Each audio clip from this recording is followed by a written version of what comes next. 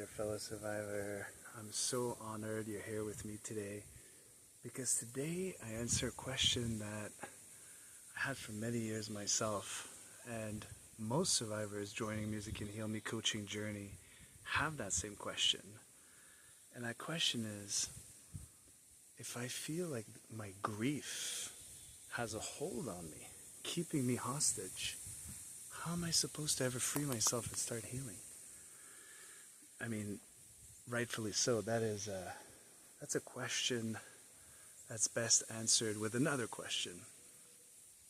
And this question is, do you allow your grief to shape you and control you, take ownership of you,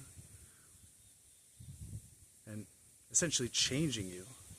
Or do you flip it around and do you allow yourself to control your grief, to shape your grief, ultimately to shape yourself, right?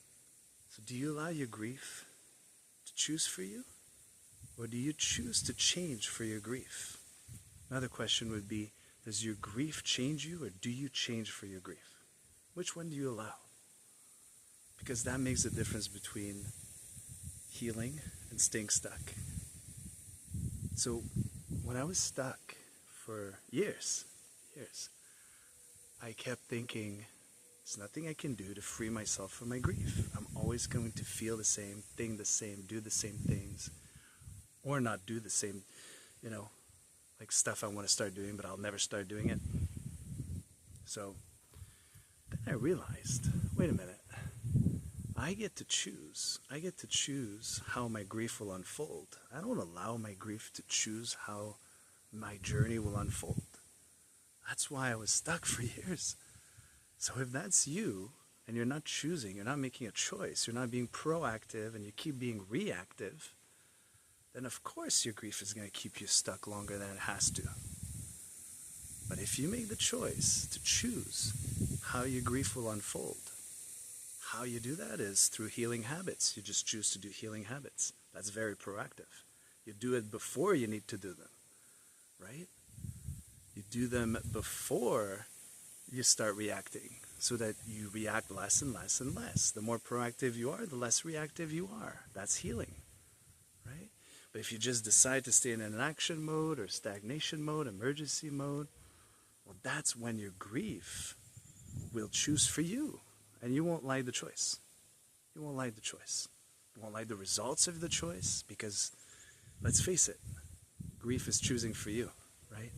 And you're just there following along, feeling powerless, with no hope. I mean, what kind of journey is that, right? When I started realizing that, like, why am I just, saying that I can't do anything about my grief, and my grief keeps choosing for me, keeps choosing for me what I do, what I don't do, what I say, what I feel. I said, enough, grief.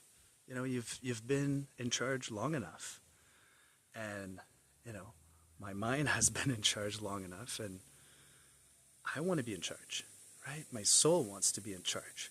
My heart wants to be in charge. My future self wants to take ownership of what I'm choosing right now. Instead of saying, well, it's always going to be this way, I'm powerless. Grief chooses for me every single thing that unfolds. That's very disempowering. When I realized that, started practicing healing habits, started realizing that if I stay in the house all the time, that's not going to lead to any healing, right? Just storing myself away for months and years, that's not going to lead to any healing.